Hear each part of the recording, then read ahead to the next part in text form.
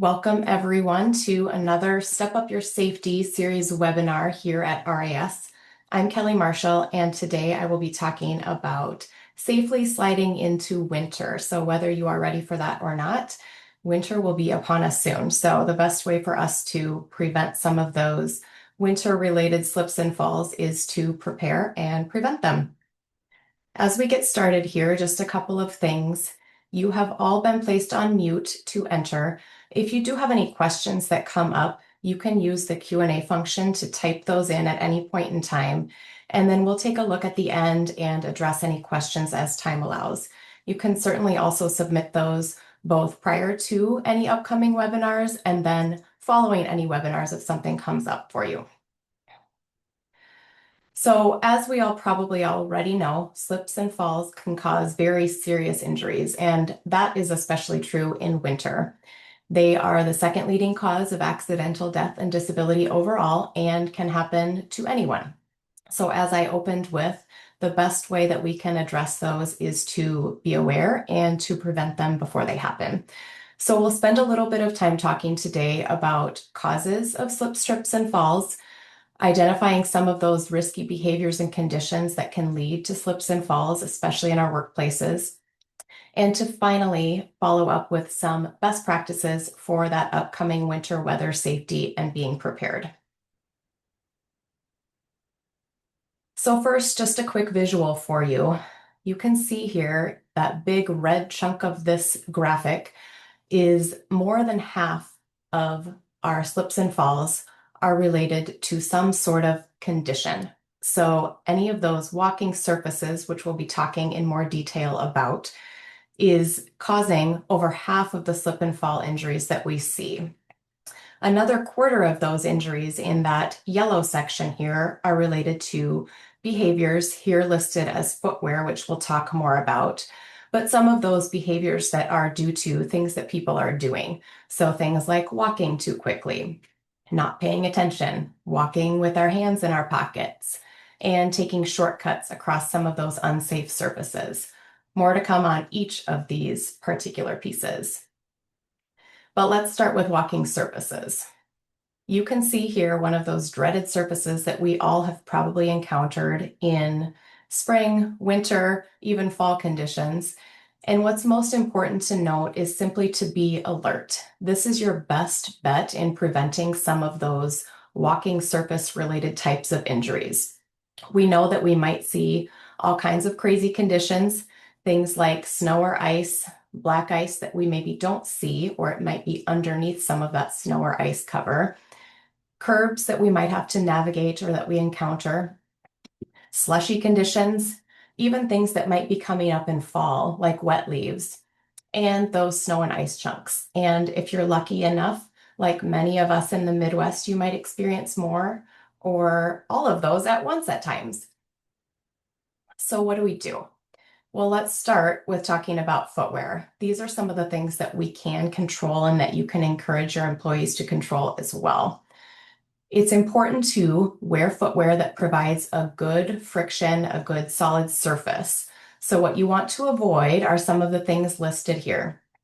Boots, cowboy boots in particular, are notorious for being those slippery soled sorts of surfaces that don't provide a good friction and a good counteractive balance against some of those conditions that we might encounter. Some of those smooth bottomed shoes, so dress shoes, might be a common culprit that have a narrow or a shallow channel or none at all. And then the low quality plastic rubber sole type of shoes as well.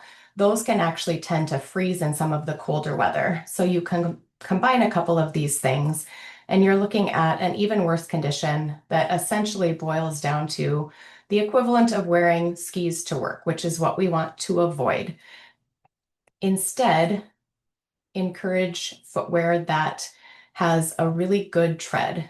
It's a good visual for you to think about a car tire here, where you're getting that soft, flexible rubber sole and a deep, good tread or channel to get that good friction to set yourself up for success when you encounter some of those conditions that are less than desirable and that maybe we don't have as much control over, especially as they tend to change during our workday.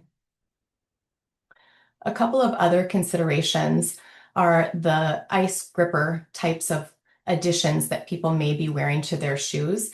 These are a really great idea. Some of the common problems, however, is that they aren't safe necessarily for every environment. So while these might present a really good, safe solution for folks who are working outdoors most of the day, they can present a problem when you have people who are coming in and out as part of their regular job duties and or that are driving as part of their job duties. Lots of these are not safe options while you're walking indoors or when you're driving.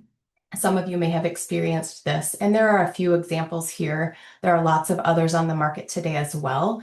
But you know what that feeling is like when you wear one of these types of devices indoors, or if you've ever tried to drive with something like this on your shoes. It's not a very safe idea. Instead, there are some good options for driving as well. Similar to what's pictured here is an ice cleat that has more of that gridded type of sole. So you're still getting that increased traction for those slippery, snowy, icy conditions, and they can be worn both indoors and when driving. So there are some good options if you have employees who are doing kind of those in and out types of duties or who are getting in and out of vehicles as part of their normal duties as well. Let's talk about our penguin friend. Most of you are probably familiar with him. He is going to be a good reference for us as we talk about how to think about safely navigating some of these conditions going forward in our winter weather.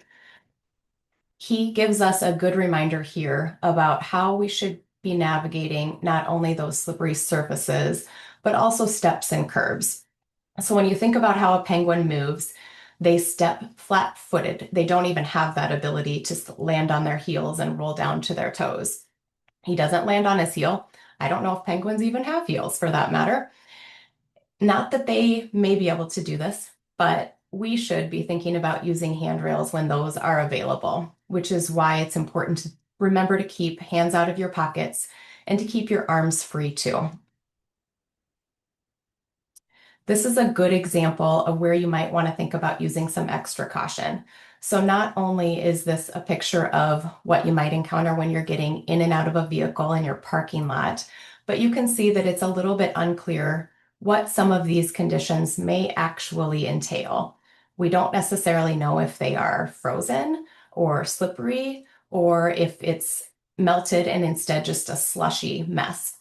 It's a good idea to use extra caution near some of these melty runoff types of areas. They might have refrozen. It might be a different condition, even if you've come in the morning or in and out of the building during the day. That might not always be what you were used to seeing the last time that you encountered that. This is where we would also recommend what you may have seen in the past, a sand shaker or using salt in those kinds of areas. It's also important to remember to walk in designated areas. So while you can see that this might not be an ideal situation to navigate with a refreezing area or maybe some slippery parts of your parking lot, it's better than trying to take a shortcut through a path that hasn't been maintained at all, that is maybe not shoveled or that may be icy and hasn't been treated. And again, it's important to avoid carrying items if you're prepared to not only use your arms for balance, but also to help if you have some areas that you can help to balance yourself or to use just to keep your balance or catch it if you need to, then that will allow you to do that when you have arms free to do so. Snow and ice clumps, as you can see, are also another piece of this puzzle that you just don't know what you're going to run into sometimes, often happening near some of those runoff areas that I mentioned. And like you can see in this picture, you don't necessarily know if what you're going to encounter is a hard chunk of snow that's maybe been there for a few days, or that's something that just fell off a building and is a big piece of melted ice. So we go back to our penguin. This is where it's important to remember to slow down, which maybe isn't always first nature for a lot of us, and to take those short little steps. Penguins don't even have the ability to take a long stride, so you always see them waddling and taking those short, careful, and slow steps. They keep their stance wide to maintain that solid base of support, so they're getting the bulk of that center of gravity going down through those 2 feet. Stepping again with the flat feet and keeping their hands out of their pockets. If they had them, I'm sure that's where they'd want them to be in the winter to keep them warm, but to use your arms for balance when you can. As I mentioned briefly, shortcuts are also another concern. So it's important to take the safe route yourself, but to remind your employees to take that route as well. That path that's designated, that's been cleared of any ice and snow, to remind them to use those areas, that those are the acceptable spots that you want them to be navigating to and from the building. They should also be reminded to wipe their shoes well when you're coming in and out of the building. That wet walkway or slippery ice-covered walkway, even indoors, can present then another slip or trip hazard. And to avoid carrying items once again, not only to keep your hands free to use to support your balance, but also so that you can see what's coming up, both inside and outside, that you aren't obstructing your view with items that you've got full in your arms. We talked just briefly about entering and exiting vehicles. One of the key points here is to maintain that 3 points of contact, to keep your balance, to keep yourself on your feet.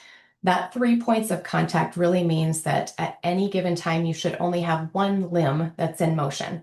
So that might mean 2 feet on the ground and one arm on the door for support here, as you see. That might mean one leg that's swinging in and out of the vehicle, but at that point in time, you have both hands free so that you've got 2 arms and 1 foot still as a point of contact. Other notes on entry and exit from a vehicle is to face the direction that you're heading. So to avoid twisting, not only do you then have a better chance for that 3 points of contact, but you also know what's coming up and you can navigate the direction that you're going. Only one limb, as I mentioned, should be in motion at a time when you're getting in or out of a vehicle. And that's really what that 3 points of contact piece means. If you are maintaining a 3 point of contact, then you should have the opportunity to have a good handhold, that you've got something steady and stable if you need to support yourself, or you don't quite know what you're going to encounter when you swing that leg over the threshold onto the parking lot surface. It gives you then the opportunity as well to keep your hands free for gripping should you need to help with supporting yourself or catching your balance. Of course, make sure that you have your feet well positioned, especially before you step in or out of the vehicle, and to use extra caution when it is cold or wet and you maybe aren't sure about the conditions that you'll encounter when you do decide to exit your vehicle into the parking lot.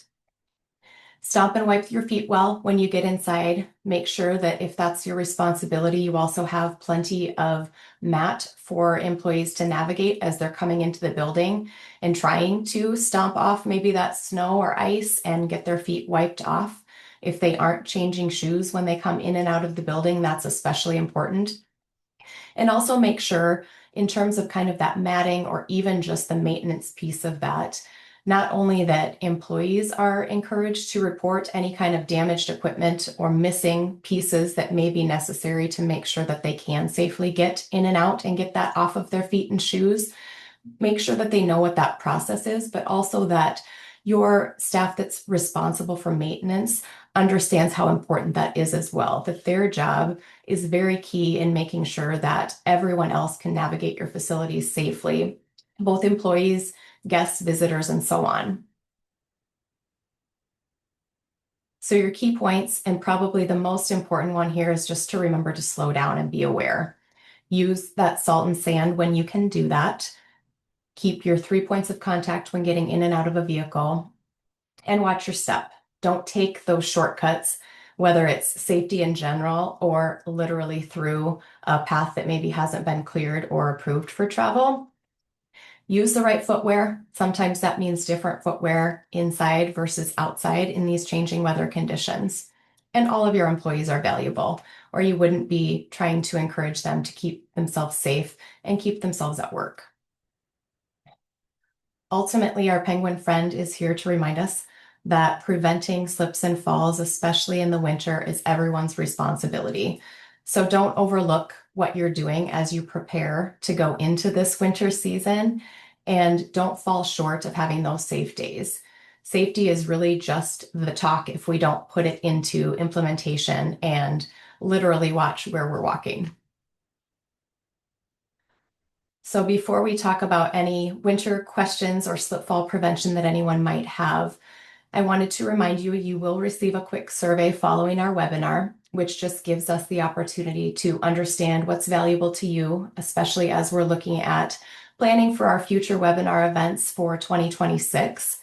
You will also get a link to the recording of today's session. So if there's anyone that you'd like to share that with, that's certainly something we would encourage you to do. And it will also remind you of where some of those winter safety slip and fall resources are located within the RAS portal.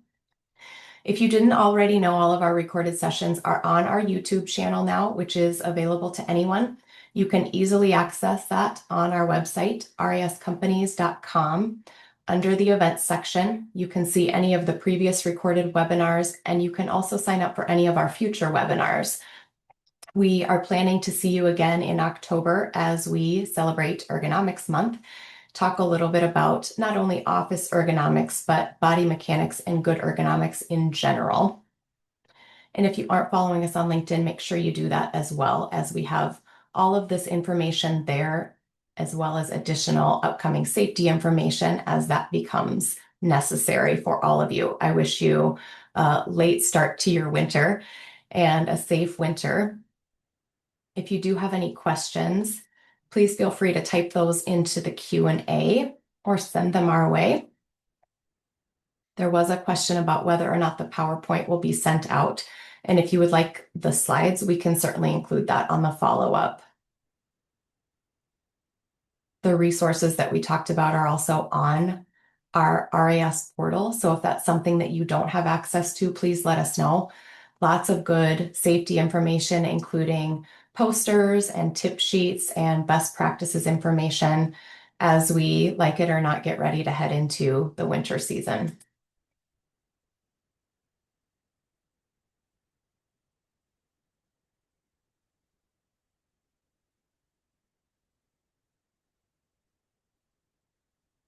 If you don't have any questions, I thank you for joining and we look forward to seeing you next time.